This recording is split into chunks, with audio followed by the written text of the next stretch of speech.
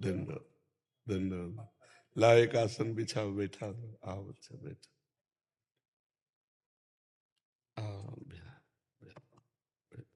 कैसे हो आप? बैठ जाओ, आसन में बैठ जाओ। इनको चुनरी पहनाओ, इनको दुपट्टा लाओ, इनको भी दुपट्टा लाओ। पूज्य गुरुदेव भगवान, अभी भगवान श्रीमन नारायण की प्राण प्रतिष्ठा हो रही है 7 से 10 फरवरी। अच्छा, गौरी गोपाल में। श्री चरणों में। कौन से ठाकुर विराजमान? भगवान श्रीमन नारायण, भगवान श्री सीताराम चंद्र। अच्छा, कोई ठाकुर जी विराजेंगे।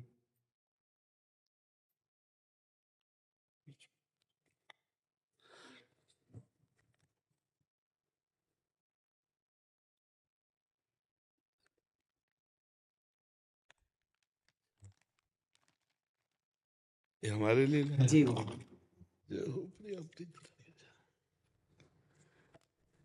श्री जी को पहले अर्पित कर देना, जाकर के उन्हें। तो बस इतना अपने जीवन में ध्यान रखना कि कभी अर्थ की लोलुपता ना आने पाए, धर्म की प्रधानता रहे और वाणी शास्त्र संयम से रहे और अर्थ चरणों में रहे। मस्तक पर कभी अर्थ न चढ़ने पावे। अर्थ नहीं, मस्तक तो सिर्फ भगवान के लिए है, अर्थ चरणों में, मस्तक पर भगवान और वाणी में शास्त्र सम्मानित शब्द, तो सदैव विजयी रहोगे। जहां कहीं हमारे अंदर अर्थ की प्रधानता आ जाएगी, दिमाग अर्थमय हो जाएगा, वहां हम हार जाएंगे।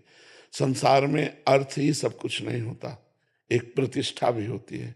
तो आप अपने पीछे भी जैसे आए थे तो आपको यही कहा था कि बहुत सावधान, क्योंकि अगर 100 लोग आपको प्रणाम करने वाले हैं तो 5 आपको गिराने वाले भी हैं। उन 5 के सामर्थ्य आप तक ना पहुंच पाए, इसलिए अर्थ प्रधानता मत रखना, सदैव धर्म का आश्रय रखना और वाणी से शास्त्र सम्मत, जो शास्त्र सम्मत नहीं थे, जैसे हमसे कोई पूछा तो हम कहते थे हमको ज्ञान नहीं, हमने संतों से सुना है, जो शास्त्र से पढ़ा है वो हम आपको बता देते, जो नहीं पढ़ा हमें नहीं ज्ञान है। बस भगवत प्राप्ति की चर्चा कीजिए। जैसे कोई प्रश्न करता है तो ऐसे जरूरी नहीं कि हर प्रश्न का उत्तर हम दे दें। निमि जी महाराज नवयोगीश्वरों से प्रश्न करते हैं कर्म के विषय में और कहते हैं यही प्रश्न हमने सनकादि से किया था, उन्होंने उत्तर क्यों नहीं दिया था? तब निमि जी को नवयोगीश्वरों में योगीश्वर बोलते हैं उस समय आपकी बाल्यावस्था थी, आप अनाधिकारी थे, इसलिए सनकादि ने आपको उत्तर नहीं दिया। तो जरूरी नहीं कि अनाधिकारी को उत्तर दिया जाए। अगर अनाधिकारी अनाधिकारी है तो मौन, हम असमर्थ हैं आपके प्रश्न के उत्तर। दूसरा प्रश्न कीजिए। कहीं भी निमंत्रण हो, कहीं भी आपको बुलावा हो, पहले देखो कि मुझे यहाँ जाने से धर्म प्रतिष्ठा इस पे आंच तो नहीं आएगी। अगर आंच आ रही तो बिल्कुल ना। अगर हमारे धर्म की प्रतिष्ठा हो रही है और हमारे समाज इस बात को प्रशंसा करेगी तो हम जाएंगे, अन्यथा नहीं जाएंगे।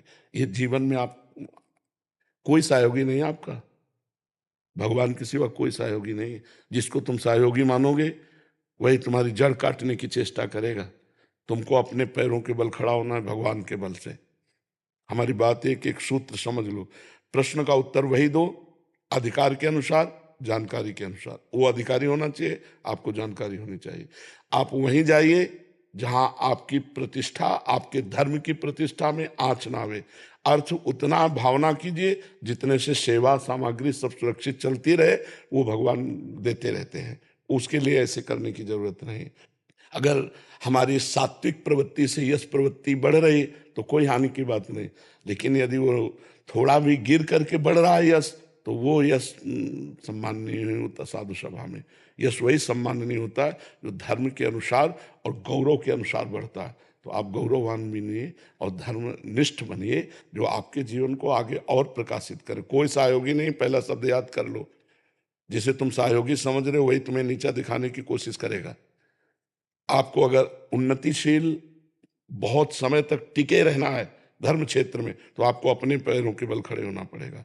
इसके लिए आपको परिपक्व रहना होगा, स्वयं परिपक्व रहना होगा।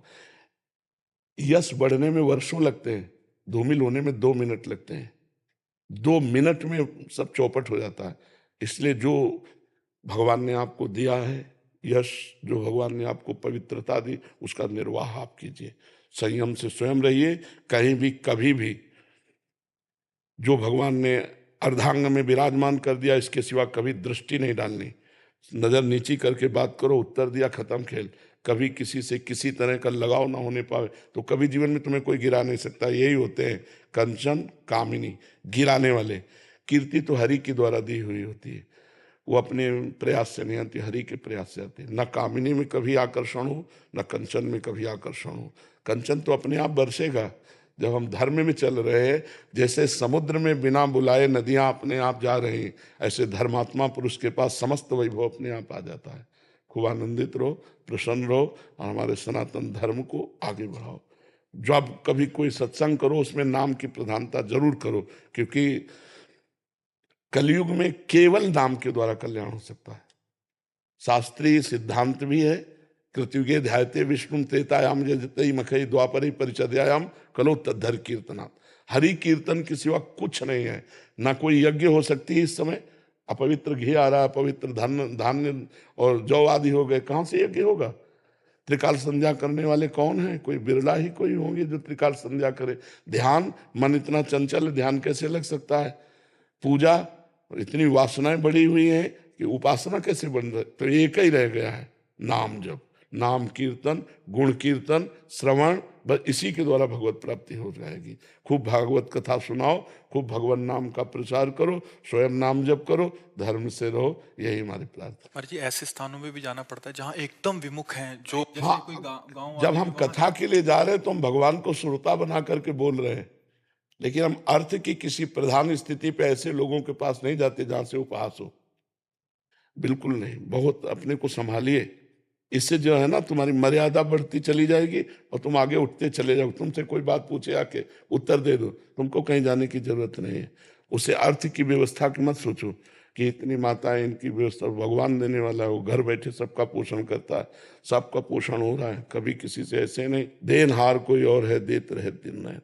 बिल्कुल, ये थोड़ा सा सुधारो। हम अपने घर की बात कर रहे हैं, ये लोग पवित्र यश कीर्ति में धूल फेंकने वाले लोग हैं। अर्थ को ठोकर मारो, तभी का अर्थ को रखो चरणों में और भगवान को रखो दिमाग में। निर्वैर हमारा जीवन होना चाहिए। तो ये बहुत बड़ी क्षमता है और बहुत बड़ा यश है, दोनों को संभाल लो। अब ऐसी जगह मत जाना जहाँ जाने से थोड़ा भी कोई विक्षेप करे, थोड़ा भी कोई तुम्हारे ऊपर उंगली उठावे। घर बैठे सब होगा, हमारी बात मान ले, घर बैठे सब होगा, अपने आप सब आएगा, तू चिंता मत कर, तू आगे बढ़ और भगवान सहयोगी है। और हमें ये बहुत अच्छा लगा कि जैसे सैकड़ों माताएं हैं ना, बहुत उत्तम बात है बच्चा।